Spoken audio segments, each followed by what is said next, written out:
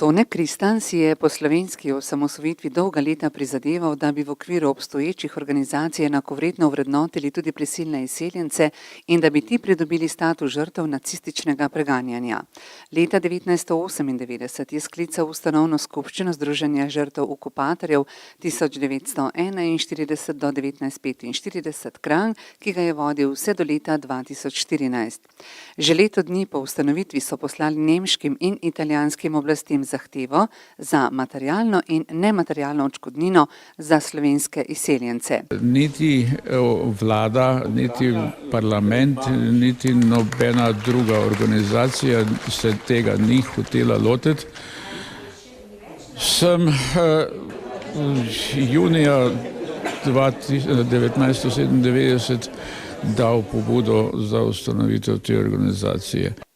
Izkušnja brezpravnosti, ki je Toneta Kristana zaznamovala v otroštvu, ga je izoblikovala v pokončnega človeka, ki se ni sprijaznil s samovoljo oblasti ter kršenjem človeških pravic in temeljnih svoboščin, temveč je bil pripravljen o nepravilnosti in krivici javno spregovoriti.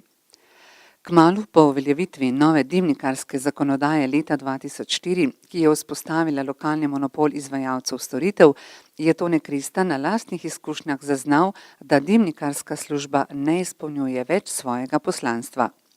Nad slabo kakovostjo storitev, samovoljno razlago predpisov, vseljevanjem nepotrebnih storitev in zlorabami pooblastil so se začeli pritoževati tudi drugi v občini, zato je Kristan s somišljeniki organiziral vseslovensko civilno pobudo Dimnik. Na občinskem in državnem nivoju je dokazoval, da nekateri izvajalci dimnikarske službe samovoljno interpretacijo predpisov in zlorabo monopola neupravičeno bogatijo na račun potrošnikov in jim povzročajo škodo.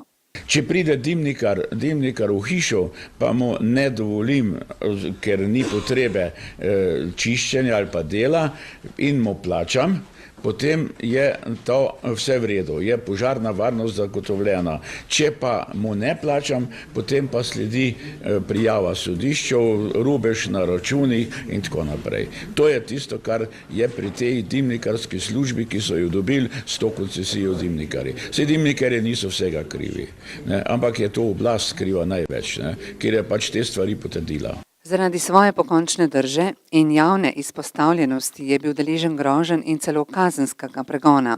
Vse to ga ni odvrnilo od cilja doseči spremembo ureditve, ki bi zagotovila spoštovanje pravic potrošnikov in kakovostne storitve proti poštenemu plačilu.